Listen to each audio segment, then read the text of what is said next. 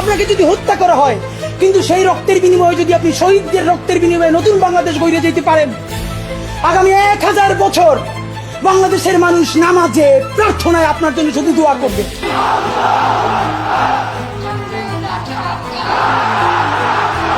শরীফ ওসমান হাদি ভাইয়ের হত্যার বিচার চাই। স্বাধীনতা সার্বভৌমত্বের রক্ষার্থে শরীফ ওসমান হাদি ভাইয়ের হত্যার বিচার করতেই হবে। We want justice, justice for Hadi ভাই। ইনকিলাব জিন্দাবাদ। ওসমান হাদির মৃত্যু নিয়ে এত হাহাকার কেন, আর এই হত্যার বিচার হতে হবেই বা কেন? এই বাংলাদেশে হাদি হত্যার বিচার হওয়ার প্রয়োজন আছে বলে আমি মনে করি না। এই একটা হাদি হত্যার বিচার কখনোই এই রাষ্ট্র বদলাবে না, বরং এই বিচার তোলা থাকুক আখেরাতের জন্য, যেদিন প্রত্যেকটা বিচারককেও বিচারের মুখোমুখি হতে হবে। অনেকে বলেন আমরা নাকি সততা ফেল করি। ভাইরা, সততা দেখি বলতে কোনো দিতে নাই। যদি সাহস থাকে আপনারাও সততা বৃদ্ধি করে দেখান।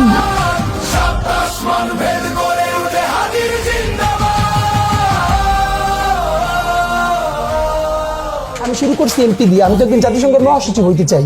তবে আজ আমরা খুঁজে বের করার চেষ্টা করব গতানুগতিক রাজনৈতিক দলগুলোর চিন্তা ভাবনার সঙ্গে ওসমান হাদির ভাবনার পার্থক্য ঠিক কোথায় ছিল, এবং হাদিকে খুন করার পেছনে মিডিয়ার ভূমিকা আসলে কি ছিল। হাদিকে নিয়ে বড় বড় রাজনৈতিক দল থেকে শুরু করে রাজনৈতিক ব্যক্তিত্বরা মনে করেন ওসমান হাদি চেয়েছিলেন বাংলাদেশের মানুষের গণতন্ত্র প্রতিষ্ঠা হোক, মানুষ তাদের গণতান্ত্রিক অধিকার ফিরে পাক এবং অর্থনৈতিক অধিকার নিশ্চিত হোক। এটি মূলত একটি লিবারাল ডেমোক্রেটিক ফ্রেম। নির্বাচন, ভোটাধিকার, গণতান্ত্রিক প্রতিষ্ঠা, অর্থনৈতিক সুযোগ, আসলে এই ভাষা বিভিন্ন দলের দীর্ঘদিনের রাজনৈতিক বয়ানের সঙ্গে সামঞ্জস্যপূর্ণ। কিন্তু এখানেই একটি মৌলিক বিষয় পরিষ্কার করা জরুরি। হাদি কখনোই বাংলাদেশের মানুষের গণতন্ত্র প্রতিষ্ঠা হোক এই ধরনের সহজ প্রচলিত স্লোগানের রাজনীতি করেননি। আল্লাহ যতদিন বাঁচায় রাখবে, স্বাধীনতা, সার্বভৌমত্ব, ইনসাফ এবং সততার জন্য লড়াই করব। এই লড়াই আমাদের জিহাদ ইনশাআল্লাহ। হাদি কোনো রাজনীতিবিদ ছিলেন না। তিনি গণতন্ত্রকে কোনো চূড়ান্ত লক্ষ্য হিসেবে দেখেননি, বরং প্রশ্ন তুলেছেন এই গণতন্ত্র কার জন্য, কাদের স্বার্থে এবং কোন কাঠামোর ভেতরে কাজ করছে। এবার আসা যাক ইনকিলাব মঞ্চের ঘোষিত উদ্দেশ্য আসলে কি। 2024 সালের ছাত্র জনতার অভ্যুত্থান দ্বারা অনুপ্রাণিত একটি সাংস্কৃতিক সংগঠন এই ইনকিলাব মঞ্চ, যার লক্ষ্য সব ধরনের আধিপত্যবাদের বিরোধিতা, স্বাধীনতা ও সার্বভৌমত্ব রক্ষা, ইনসাফ ভিত্তিক রাষ্ট্র বিনির্মাণ। এখানে কয়েকটা শব্দ খুবই গুরুত্বপূর্ণ। আধিপত্যবাদ বলতে বোঝানো হয়েছে শুধুমাত্র ইন্ডিয়ার আধিপত্যবাদ নয়, বরং আওয়ামী লীগ, বিএনপি, জামাত, এনসিপি, হিন্দু, মুসলিম, মানে সব ধরনের আধিপত্যবাদের বিরোধিতা করা হয়েছে। শুধু রাষ্ট্রীয় নয়, বরং রাজনৈতিক, অর্থনৈতিক, সাংস্কৃতিক সব ধরনের আধিপত্যবাদের বিপক্ষে অবস্থান নিয়েছিলেন ইনকিলাব মঞ্চ। ইনসাফ বলতে তারা নৈতিক, ন্যায়ভিত্তিক রাষ্ট্র চেয়েছে, শুধুমাত্র নির্বাচন চাননি। আর ইনকিলাব মঞ্চের এই অবস্থানটা একদম বাংলাদেশের গতানুগতিক ক্লাসিক পার্টি পলিটিক্সের বাইরে থেকে নেওয়া একটি অবস্থান, যা দলীয় রাজনীতির বাহিরে দাঁড়িয়ে আধিপত্যবাদ বিরোধী অবস্থান নেওয়া। বাংলাদেশে এটা বরাবরই সবচেয়ে বিপজ্জনক অবস্থানগুলোর একটি। ইতিহাসে দেখা যায় যারা এই জায়গা থেকে কথা বলেছেন তাদের অনেককেই জীবন দিয়ে মূল্য দিতে হয়েছে। যেমনটি শহীদ নূর হোসেন ছিলেন স্বৈরাচারের বিরুদ্ধে রাজপথের প্রতীক, সাংবাদিক সাগর রুনি ছিলেন ক্ষমতার অস্বস্তিকর সত্যের জন্য হুমকি, আবার আবরার ফাহাদ ছিলেন আধিপত্যবাদী রাষ্ট্রচিন্তার বিরুদ্ধে এক স্পষ্ট প্রতিবাদ। তারা প্রত্যেকেই আধিপত্যবাদের জন্য ছিলেন এক একটি বিপজ্জনক অস্ত্র।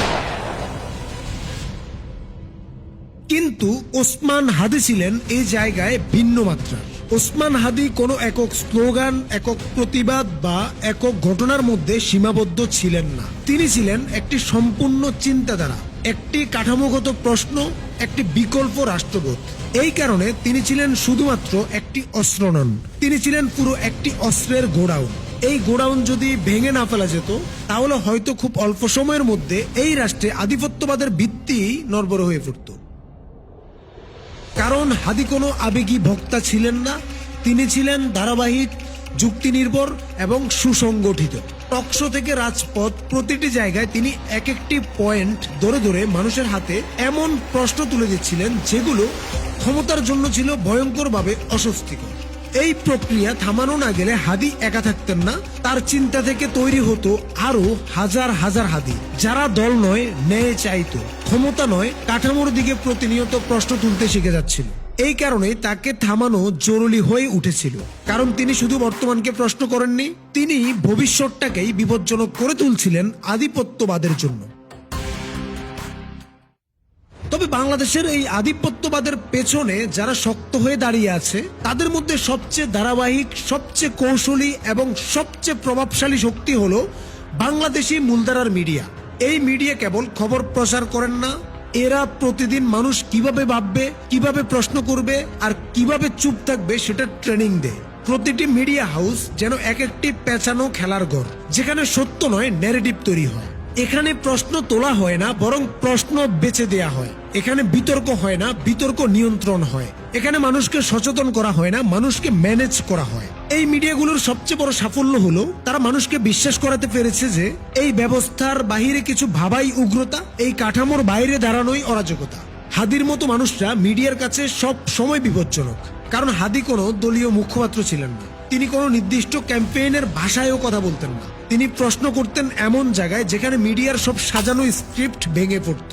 এই মিডিয়াগুলো উস্কানি দিতে জানে, এরা গোলামি শেখাতে জানে, প্রয়োজনে মাথা নিচু রাখতেও জানে। এরা ক্ষমতার ভাষাকে জাতীয় স্বার্থ বানাতে জানে, কিন্তু সত্য সংবাদ দেওয়ার বেলায় তারা অদ্ভুতভাবে অন্ধ ও বধির।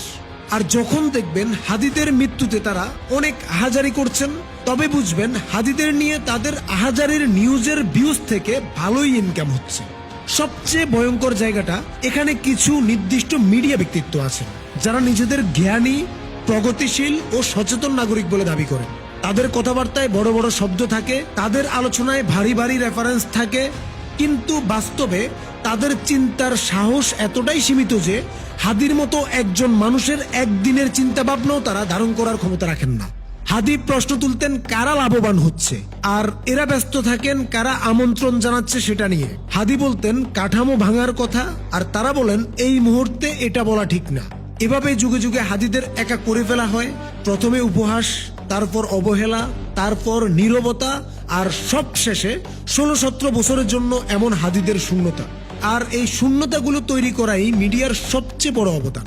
কারণ হাদি মারা গেলে শুধু একজন মানুষ মারা যায় না, মরে যায় হাজারটা সম্ভাব্য হাদি হয়ে ওঠার সুযোগ। তবুও ইতিহাস বলে হাদিরা কখনো শেষ হয় না, কারণ যতদিন এই কাঠামো থাকবে ততদিন কেউ না কেউ আবার প্রশ্ন তুলবেই। সমস্যা হলো প্রতিবারই মিডিয়া প্রস্তুত থাকে সেই প্রশ্নকে প্রথমে বিকৃত করতে, আর প্রয়োজন হলে চিরতরে মুছে ফেলতে। হাদি কখনোই একজন রাজনৈতিক ব্যক্তিত্ব হতে আসেননি। তিনি জানতেন এই দেশে ক্ষমতার কাঠামো নিয়ে সরাসরি প্রশ্ন তুললে শেষ পরিণতি কি হতে পারে। তিনি জানতেন তাকে মেরে ফেলাও হতে পারে। তবুও তিনি চেয়েছিলেন মরে গিয়েও যেন বাংলাদেশের রাজনৈতিক বাস্তবতায় একটা স্থায়ী দাগ রেখে যেতে, এমন একটা প্রশ্ন রেখে যেতে যেটা সহজে মুছে ফেলা যাবে না। রাষ্ট্রবিজ্ঞানের একজন ছাত্র হিসেবে হাদি উঠে এসেছিলেন একটা সুন্দর রাষ্ট্র গঠনের জ্ঞান নিয়ে, স্বপ্ন নিয়ে, আর এই বিশ্বাস নিয়ে যে এই রাষ্ট্রের তথাকথিত অভিজ্ঞ রাজনীতিবিদদেরও রাজনীতি নতুন করে শেখা দরকার। কিন্তু রাষ্ট্র জবাব দেয় জ্ঞান দিয়ে না, রাষ্ট্র জবাব দেয় শক্তি দিয়ে। তার বিনিময়ে রাষ্ট্র হাদিকে দিয়েছে একটি বুলেট, যার ভেতরে চাপা পড়ে গেছে হাদির সেই সমস্ত চিন্তা, যুক্তি আর সম্ভাবনা। হাদি ছিলেন একজন শিক্ষক, শিক্ষকতা ছিল তার পরিচয়ের একটা মাত্র অংশ। তিনি একই সঙ্গে ছিলেন একজন স্ট্যান্ড আপ কমেডিয়ান। তিনি জানতেন মানুষকে শেখাতে হলে আগে হাসাতে হয়, হাসির ভেতর দিয়ে সত্য ঢুকিয়ে দিতে হয়। আর কখনো কখনো সেই সত্য এত গভীর হয় যে মরে গিয়ে কিভাবে কাঁদাতে হয় সেটাও হাদি দেখিয়ে গিয়েছে।